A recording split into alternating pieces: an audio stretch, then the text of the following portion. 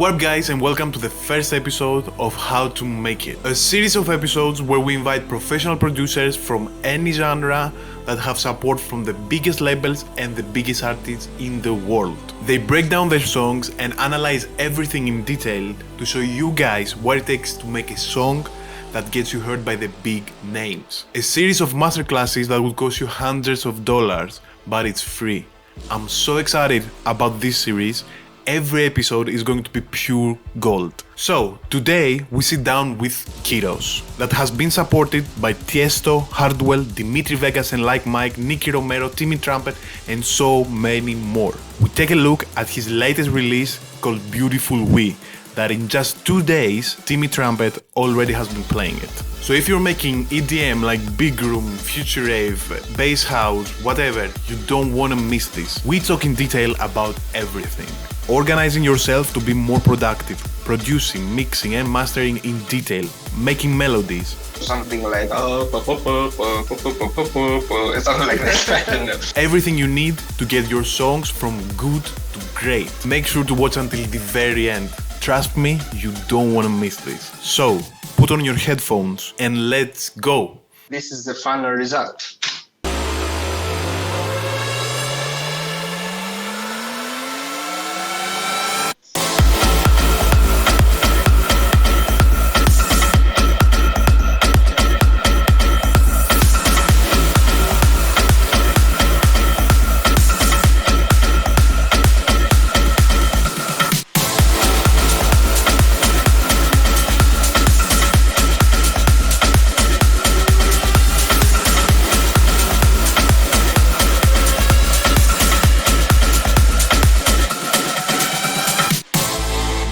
Okay, so today we are showing my latest release. It's called beautifull. It's a kind of a future rave track with tribal elements. The whole idea started with a specific element that I found on a Kashmir bag. It's this one.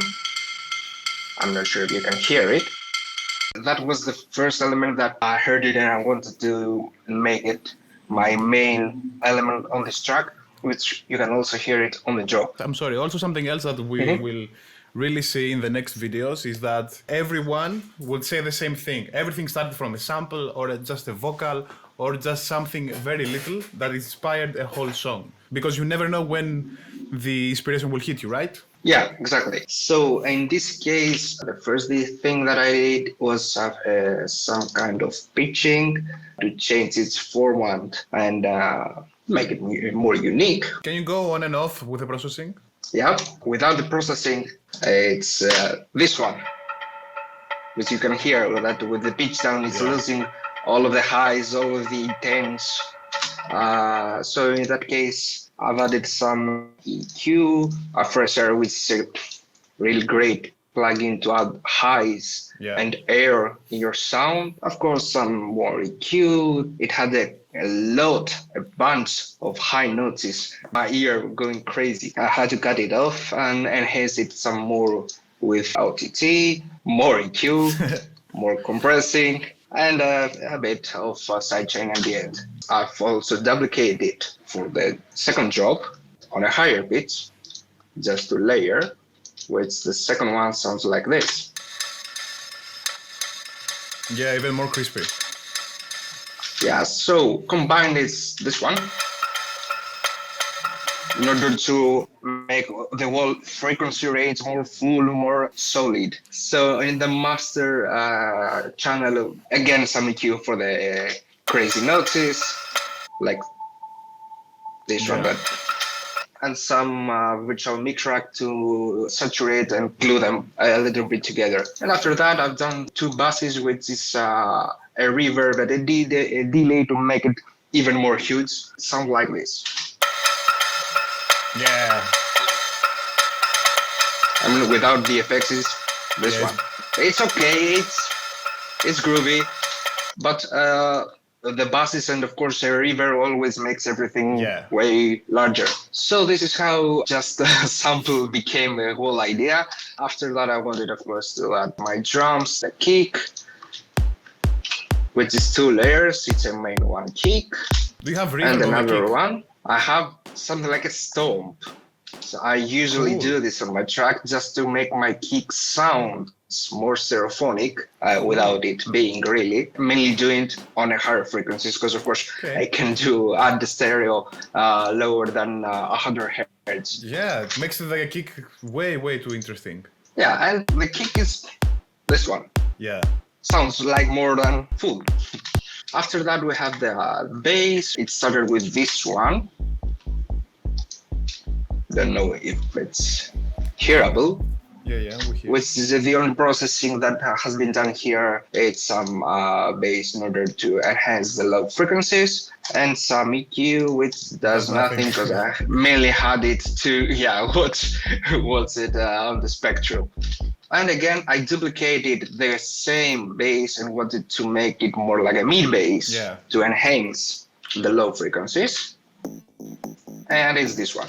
Well, actually, without any effect, it's the same pretty much the same bass. I've added a beat crash for some high frequencies, an EQ too, so I can have my sub bass clear, some serum effects to add dimension and make it more stereo, a ping pong to make it more groovy, camera crash to make it more fat, and some EQ to have it clear for the low frequencies, and of course some sidechain for the end. What I'm seeing until now is that it doesn't really, let's say, make sense what you're doing, but it's working. So, like putting ping pong delay into your bass, or like putting an extra sample onto your kick, you will never see it in the tutorial. But in this case, for this track, it works. It's like the small differences, because the small details is that make the difference. Because it's a little bit from here, a little bit there, and it makes a whole better result. I would say, let me know if you agree, is that try to experiment as much as possible, because every track is unique, and don't stick into the like, I saw this in tutorial, I can't do this technique. Like, no, just put some reverb on the sub bass. If it works, it works. On the sub, no, but you can do it on the mid bass in order to make it more groovy. Because if you hear it as a whole, I mean the sub bass with the mid bass, it's this one. Yeah. And in this case, if you remove just the ping pong, okay, it's the same with the bass. But with the ping pong, you have a little bit of detail that make it more groovy. It has more movement. Yeah, in the final result, it's something that you will never listen, of course, but it's there and does something behind. Like big and professional productions have always these kind of things. Like in the kick, you add like 5%. In your mid bass, you add 5%. In your clap, 5%. And at the end of the day, it's like day and night because of 5% in each thing. Yeah, because all the small details are making the difference in the end. And as for now, we have this one. And of course, the tribal percussions. Which sounds bad because that's the arrangement project, not the mixing one. But it's where I'm usually getting started with my idea. I've added some other percussions to enhance even more the percussions, because I have this one, it's great. But they're missing some body, something in lower frequencies. So I've added a specific snare like percussion, which makes this groove.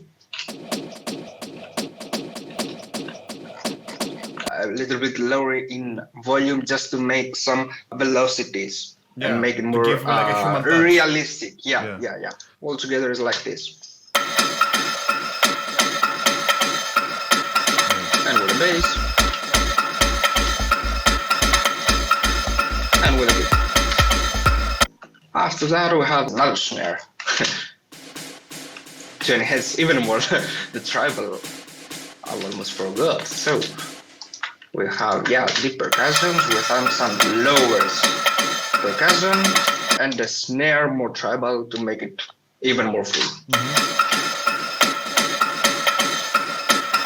It's again, this one has a bunch of editing and processing, some hash effect in order to make it more stereophonic, some reverb to give it a bit space, some highs here with the VMR, a bit more enhancing with an OTT, again a ping pongs to make it more groovy with inner hits, counter crusher to make it fat. Oh yeah, Yeah. some EQ here for the annoying frequencies Wait. and eventually. Open up again. So I see what you did there is like you sidechain the main sample so you can make more room for the main sample. And this is just for the filler. Because this specific element is not the main one. The main one is the percussion. So even if I want to enhance my main sound, I don't want it to interrupt or having phases issue with the main one. So I wanted to whatever conflict frequency-wise with the main element to erase it. Yeah. What I want to say is that many people don't know that you can actually sidechain inside of Pro Q. Now I'm not gonna say how you can do it. Go watch a tutorial. But you can actually see what's playing in this channel, any Q. Like I want these frequencies to go out because this is my main sample and this is just a layer. Yeah, you can do a lot of great things, but it's really useful, especially when you're layering and you don't want any of the additional sounds to do any kind of conflict with the main element that you have. So right now, what I want to say is that as we hear this sample, for example, sounds like thin and like it doesn't have any body into it, but that's the point of it because every of these samples, one gives the highs, one the body, and one the groove. So if you can play all the samples together that you have. As this one. Yeah.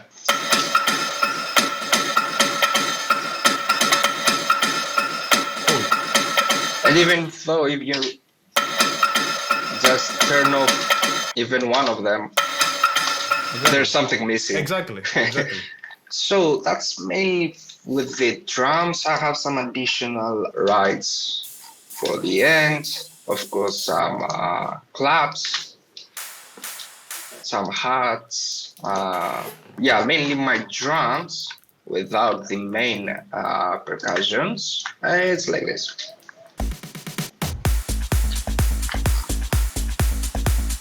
Like there you go, you have a beautiful intro now. Exactly, this is like my intro. I had this one bass, it's like a brace actually.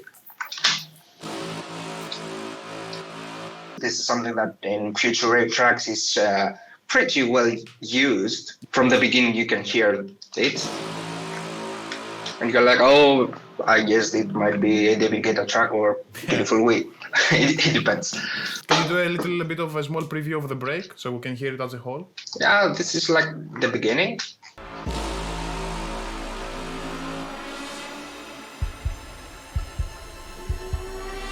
It's coming. Put your hands up! Yeah! Let's go! Yeah, and the drop.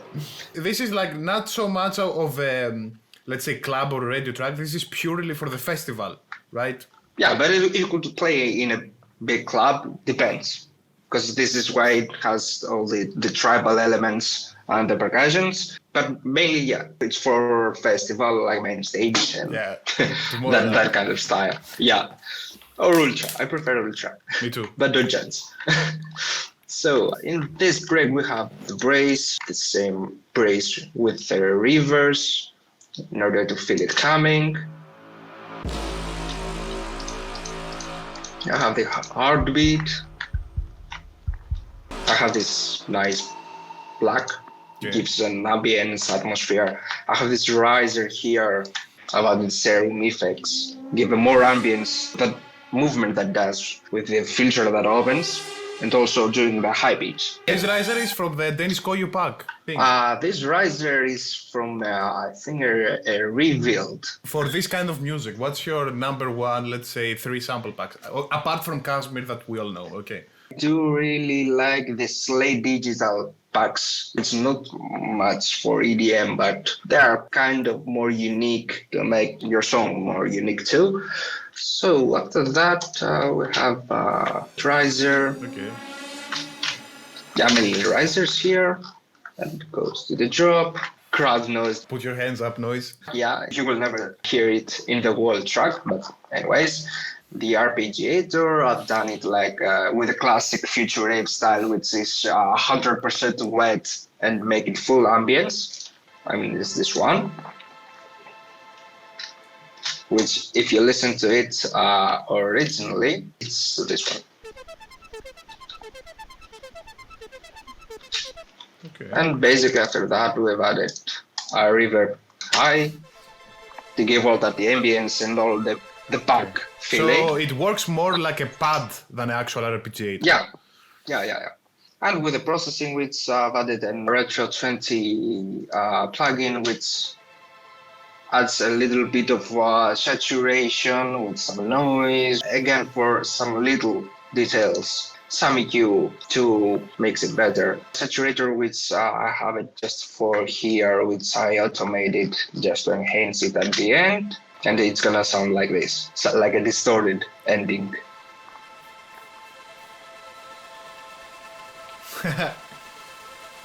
Cool. And the balance, just to make sure that right at the end of it, I wanted a total silence just for the stub and the drop to come in. You don't want any tail or reverb or anything there. So I wanted to cut it. I would like to ask, because it was a big problem for me also, what is this arpeggiator playing? Like the actual notes? Like, what's the thinking behind of making melodies in big room, for example? It depends from the idea. Sometimes, well, in this specific case, I started with the pads, the chords, and then from there I convert the chords to arpeggiator just to be in the key with the same notes. When it comes to big room, it's mainly about the main melody, or I don't know, something like something like that. I don't know. So after that, on the project, I have that vocal sample. I mean, without the processing. Okay. Yeah, it's like totally like it's recorded on a room, so I wanted to make it more full. So of course I've added some OTD, camera crusher, distortion, because I'm kind of doing the same thing at the end too with the distortion. Of course, some reverb to give it a room and make it more stereo-wise, and some EQ for that thing here that makes my ear great. Which again, at the end with the distortion, you can hear it like a line. So something that is going on in this project and is usually like for this kind of style is that you will see few elements as we see here, but everything is like automating and changing in time. The processing is detailed. Like I want like 3 samples, but one is for the mids, one is for the harmony, and one is for the, let's say, energy. And that's it. Yeah, personally, on my latest tracks, what I'm trying to do is add an element that I want and try to make it as good as it can be. And from there, convert the same sound into something else with an automation or something else, give it also a different role sometimes on the track with the automation. Like I'm doing the same thing here with the heartbeat. You might say each only part on the track could be this one, but on the second break, I'm kind of making like a supportive element for the snares. Yeah. And if you hear it solo, it's again a small detail. Yeah, but gives a lot of energy. I'm removing the low frequencies as it goes. I wanted, when that sub is going on, to make sure all the low frequencies from a heartbeat are off. Again, not conflict. It's all from a great plugin that I love. It's a Slate Digital plugin. It's like a effector, has multiple fake light dimension, a reverb, some kind of distortion. You can add a stereo, a high pass filter and a low pass. Cool. Delay, reverse, and a wobble, which sounds make the it kind of change the pitch, making more. Okay. It wobbles. Yeah. So mainly it's the things, and not only the opening some knobs, some changing here the low pass for the sub. Okay. And this is it. Finally, we've got the main break. Started with the chords, and eventually I found the vocals here. Without the vocals, this is the break.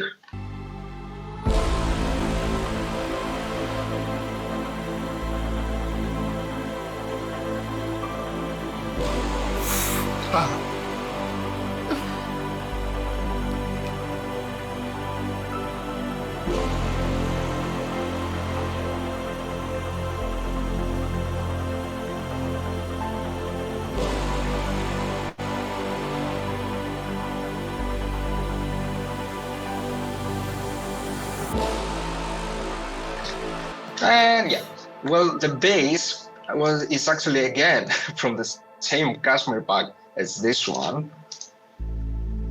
Yeah, I know that bass. Yeah, I kind of like it. So in order to play it like a bass, I've done an automation in order to change the pitch to play the melody.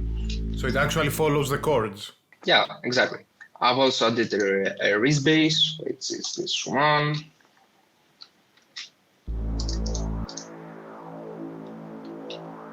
And in order to make it a little bit more interesting and not that much static up this automation, which is basically this EQ doing like something like a phasing. Yeah.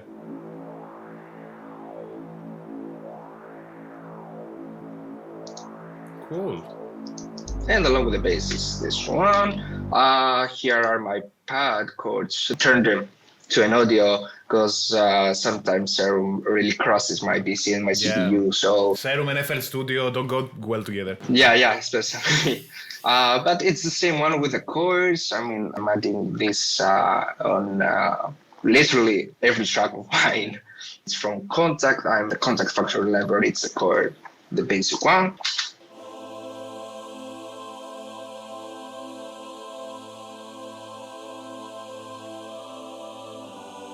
Which again, as a preset, it sounds like this. It's kind of poor and with no that much epicness that I wanted the break to have. Something I want to say right here is like, apart from the processing, the main energy and the main thing that comes in this break is from what actually you are playing, like what notes you're hitting to make that epicness. Yeah. Like even if you make, for example, a chord that is poor, whatever the processing will be, whatever the reverb, it's going to sound poor because harmonically doesn't stack so good.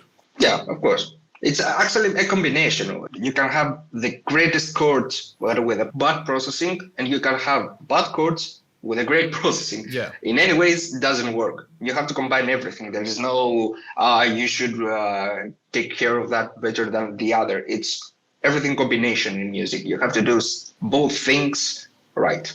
True. So in this case, sometimes in order to make my chords a little bit more special, I usually take the third ones and I duplicate it to another octave up. And we've come with this one.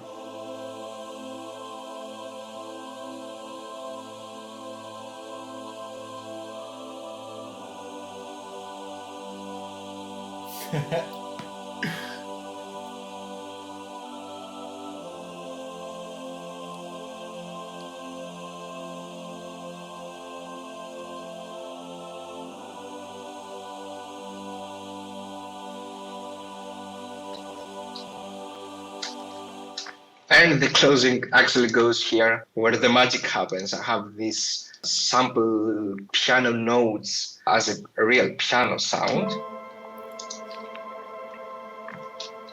What? It's, yeah, just one. If you hear it without any processing, it's this. Actually, it's just a piano note. I just tuned it to the right key. Can you send me the samples after the... Yeah, it's Dharma DJ intro Kashmir. It's all the same pack, everything.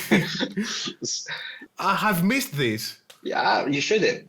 But in this case, as a piano roll, I've done a little bit of strum here just to make it sound like it's a real piano playing. Mm-hmm. The same notes. The magic here is this plugin. It's called Supermassive. Yeah, it's doing some great ambience, great spaces. Can you play it a little bit back and forth with and without processing? Yeah, this is without the processing. No tail at all. Yeah, and with the processing, it's actually the Supermassive and a little bit of EQ just to make it more on the back is this one.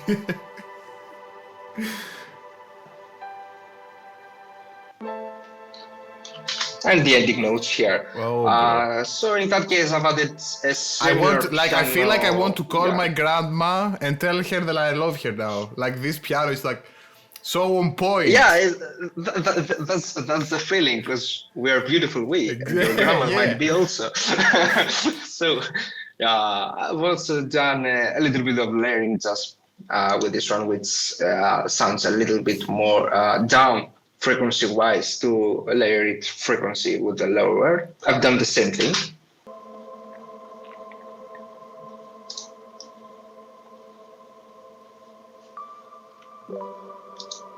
Cool. And the high one. So I'm seeing there that, and it's a very good technique also, when you have like so big reverbs and stuff like that, to automate actually the on and off knob, that what you did there. Yeah, well, actually here I've done it just mainly in here, just because the tails were extreme. So I wanted to make an off on off on the plugin just to take the tail, Exactly. especially here.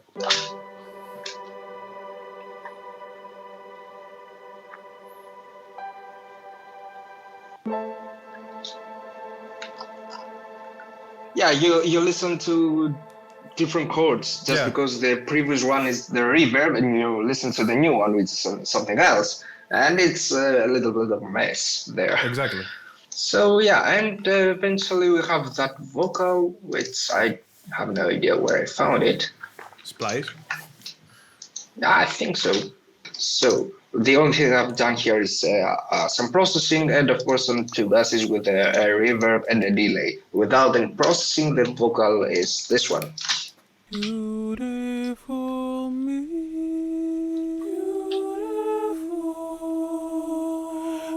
beautiful we, beautiful. Yeah, it sounds a little bit funny. With the processing without any time effect, it's this one. Beautiful me, beautiful. Some EQ for the highs. This is Metatune. It's another Slate Digital plugin, which is actually an auto-tune. Yeah. For me, I think it's better than auto-tune. Yeah, you have more options. It is more steady, and it's more easy for me to use it than auto-tune. I've also a vocal tuner to make it more stereo, a little bit. Again, some virtual for some compressing and high boosting, make it more crispy and heavenly. And eventually some EQ. And if you open up all the delays and reverbs, Final result is this.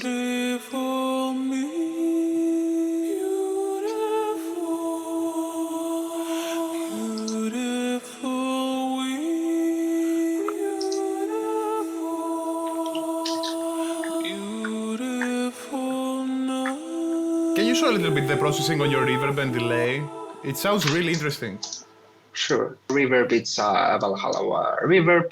I've added some OTT to make it more enhanceable. I'm not usually doing this on my reverbs unless I want to make something extremely huge. Yeah. Usually something like this wouldn't really work on a drop, but in a break that you want everything open and spacey, it works very good. Yeah, because I mainly wanted to make like a crazy space. Yeah. After that, some EQ just control the highs and the lows, and eventually some compressor to do a surge compression to give priority on the vocal. And when it's not playing, of course, release all the reverb back. For the delay, we have the repeater. It's again a Slate Digital plugin. Beautiful me, beautiful. Okay, gives that extra touch. Can you play it all together? Yeah.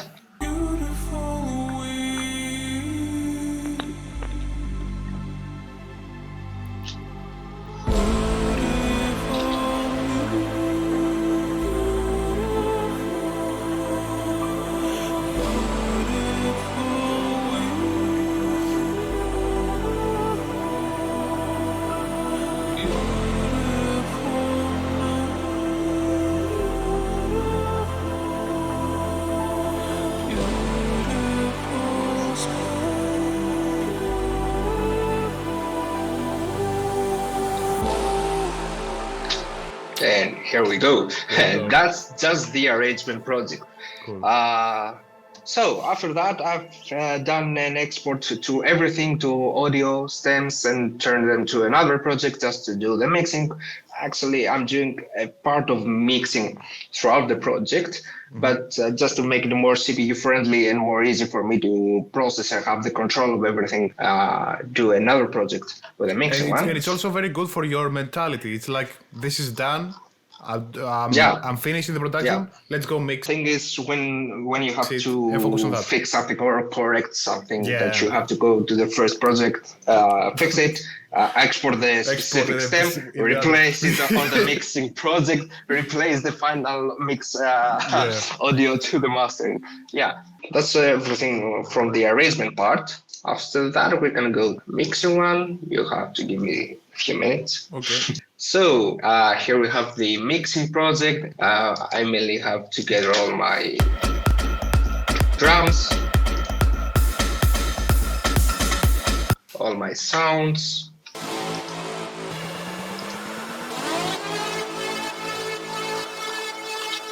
all the effects, shapes mainly.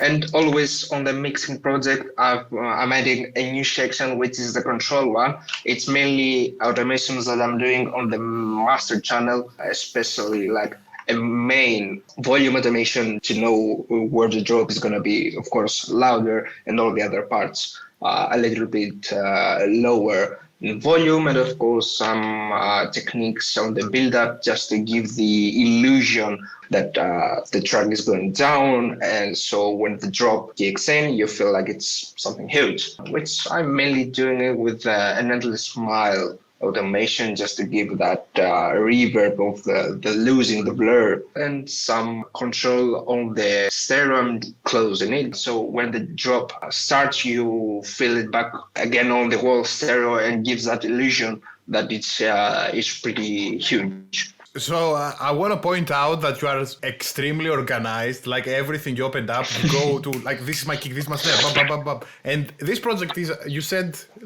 before, you said that this project is like a year ago, and you're going through it like you made it yesterday. Yeah, in a way, because pretty much, especially if you see all the mixing projects, image-wise, they're all the same. I'm doing the same colors, the same organizing on all my stems. Let's say, like, how many hours from the point where you find the sample and put it on your project and started working on it until the final master export, how many hours did you spend, more or less, in this project? Oh, I don't know. I have to see the project info because I don't remember. It has to do.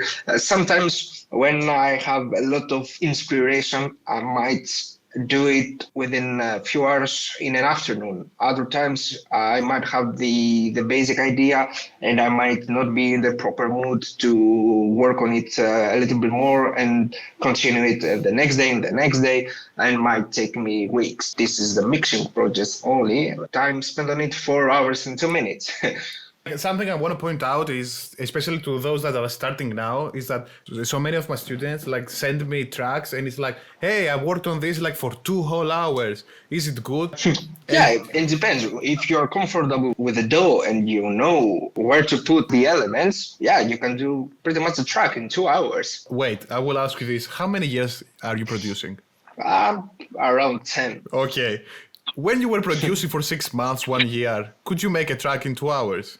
No, okay. Not that easily. Exactly. That's unless you're the next Martin Garrix, you don't know it. Yeah, when you're someone amateur, you've done a 2-hour work with just a kick and a snare and a few hats, and you're like, yeah, now's the time to find the manager. Yeah, that might not work. You might need some time more to work. We all been in that place. 10 years ago, I was like that. I was adding a clap and a snare and a few hats, a melody which was not even right melody musically wise. And I was like, wow, that's great. No, it's not. Yeah, true. So a big thing is that we're seeing now a project from a professional producer that has been making songs for like 10 years. So what you see right now is like 10 years of making yourself more organized 10 years of making yourself better in music theory, 10 years of making yourself better in sound selection. So it's so many things that you have to master, and you see it now and it looks like easy. I just put this, I put this, I put that. But in order to be so good at it, it takes years and Yeah. years and years of practice and practicing your ears, right? Yeah, of course, until you will realize that your ear is capable enough to recognize what's good, what's not, what can be fixed, what's not working, Exactly. and all of this. Even though I'm producing music for 10 years, it's not like I'm like the biggest DJ or the biggest brand out there. I'm just knowing how to do some stuff. And there are still a lot of things to be done and to learn and to improve. It's just the fact that we can show this just because I'm in a decent level to just showcase it to others. Because I've reached the level where I can take a simple idea or a simple sample and convert it to a whole song properly. Yeah. That's the main point. It's like it takes years, but after a point, it's like every track, it's probably the one track, you know? Because you are in a level where every idea, it's working. We are not talking about like if it's good or bad, but it's working. And that's the main purpose. Like in the beginning, you can even make something work. Like your melody could be bad, like everything would be bad. The biggest challenge when you make music is the idea. Even though if you have a not that good idea or something that's not even good, even though you have the greatest mix on your track, the greatest mastering, the greatest sound design, if your idea is not working, is not right, is not something that the listener is gonna get stuck with it and sing it while he's doing his bath or whatever. Or put his hands up. That's not the point. We're making music because we want to express ourselves, but we also want the listener to listen to something and remember it, have feelings for this track, because all the tracks are expressing feelings. So here is the full organization. Groups into groups and into groups. Drums is like this.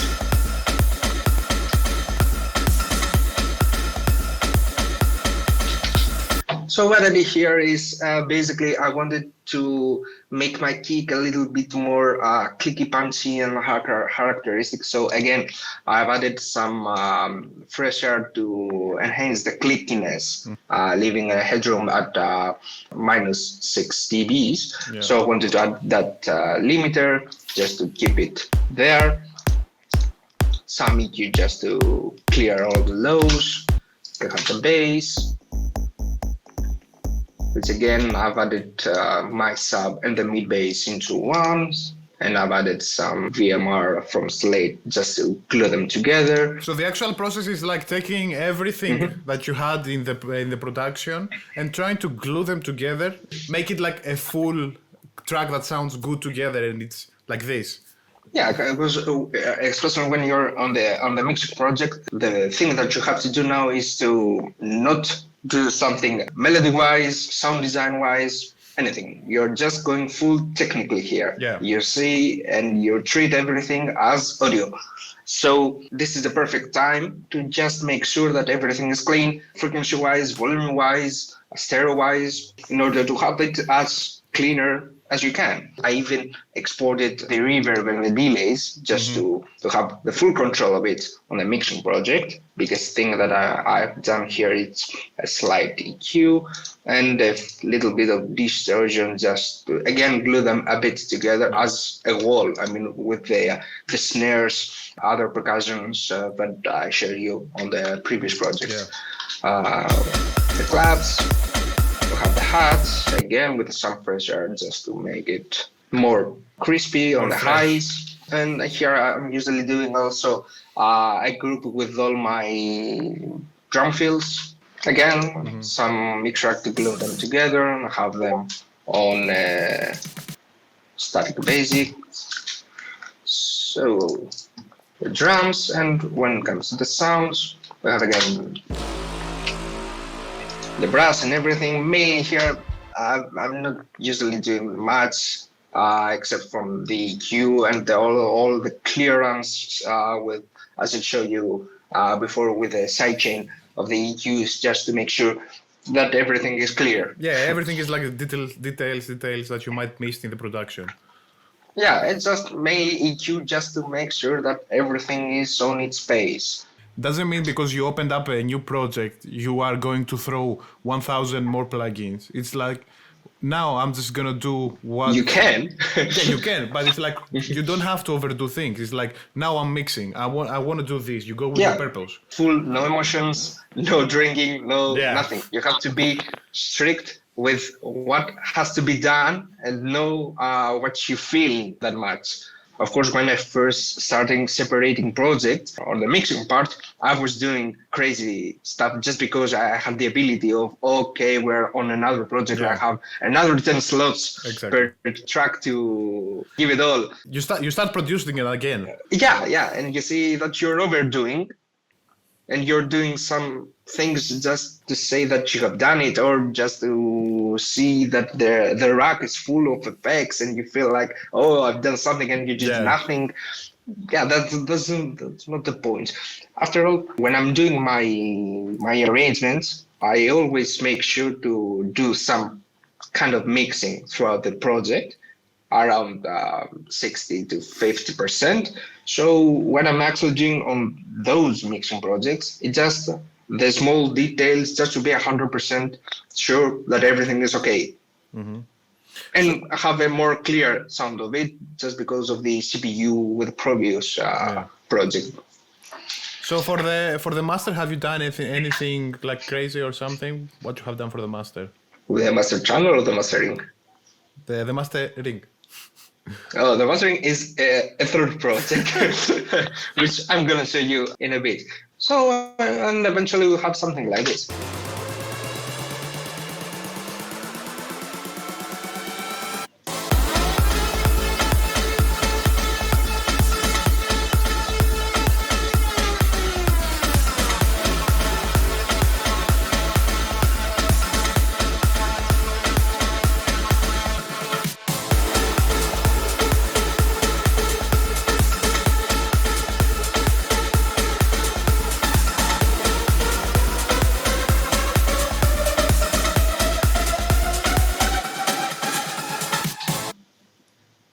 And that's the mixing. So here we have the final project, which is the mastering one. I've exported, of course, the mixing. What? The magic sauce. Yeah, in a way. So I have a very specific mastering chain, which starts, of course, with an EQ here. Just to... Well, you can hear everything now.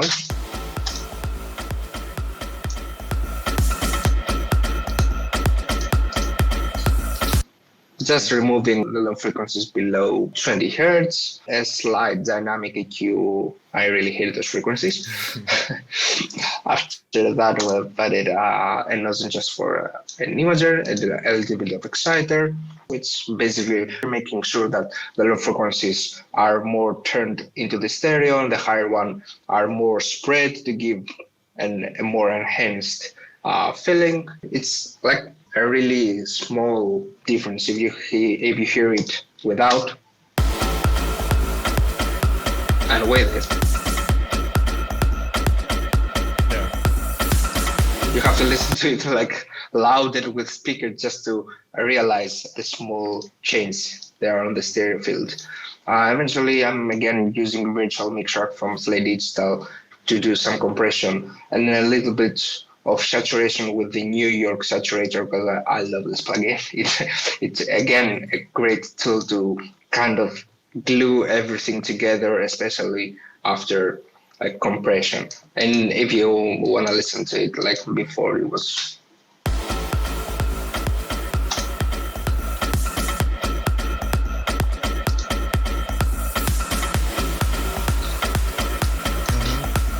again, some gloat.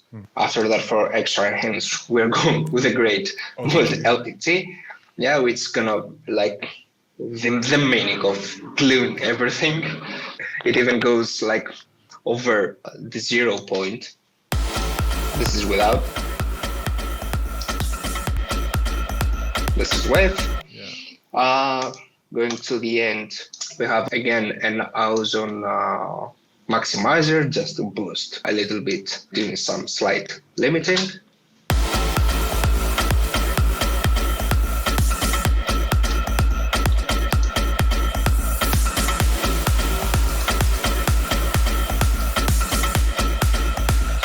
It mainly cuts out all the clickiness from the kick and whatever goes over the threshold. And eventually, just to make it total flat and bring it to the level that I want, I've added an invisible limiter just to make it total flat, but also keep as much of the dynamic of the groove as I can.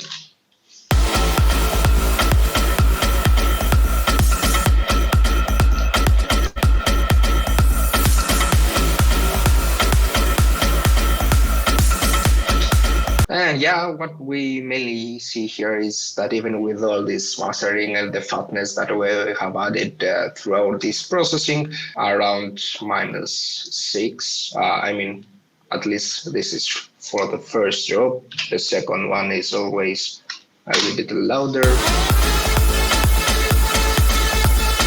Yeah, wait.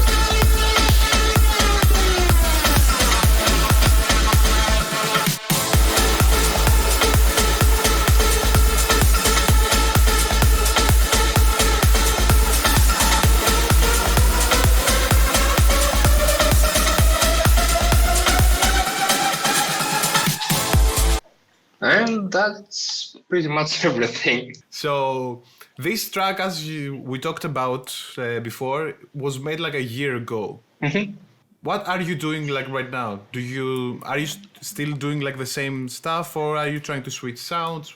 What's going on? So over the last months, I've been working a lot on a new sound. It's kind of influenced with a new Hardwell one, like a big room techno, but more techno-is. Within all this experimentation and processing that I was doing, finding my new sound, I also realized that I kind of like pop too. So yeah, so I have some kind of electronic pop tracks working right now too. Okay, so the video is cancelled. We have a traitor here. Now it's doing pop. Yeah. So I can give you burgers so you can keep all these videos. Okay, alive. the video goes on. Okay, we've done it. Can you give us maybe a little bit of a small preview? No. Okay.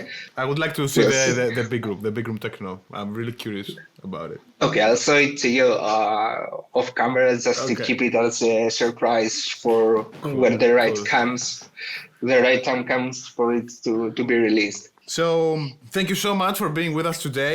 Thank you so much for opening up your project and telling us all your techniques and all your journey and what you do. I think a lot of people will be inspired by this. Hope so. I'm sure a lot of people will be inspired. And is there anything else like you would like to say to the people that are watching right now? Well, first of all, I thank you too for inviting me into this episode to showcase my work, and I am really glad that you personally like beautifull, and I had the chance to do that walkthrough. Now, as from the new people out there who wants to start their career with music or want to improve themselves, the only advice that I can give is the one that I gave to myself after a point where I realized that I want to go full into music, which was like be honest to yourself. When you're working on something and you have something on your mind, try to bring it to life as you have it on your mind, and not something that sounds similar or something that also could work with the one. No, you have an idea. This idea, you have to bring it to life with the best way you can. I agree like 1000%. It's like so true. Like the moment you flip the switch and you're like, okay, I will let go all of this and I will do me.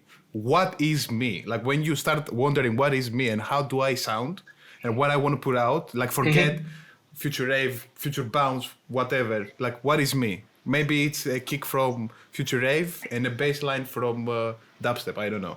when it comes to the idea and the sound, give it all just to be sure that you have achieved it and not something that kind of sounds like this. It's almost there, but it's not there. I think Rihanna said it best for everyone, like work, work, work, work, work. So yeah. Yeah, Work, sure, work, work, sure. work, work. She knows something. Okay, so I think that's it. Thank you so much again. And I'm waiting, I will check my inbox for the preview of the next track. And Sure, and I will be waiting for the burger. okay. And I will see you around.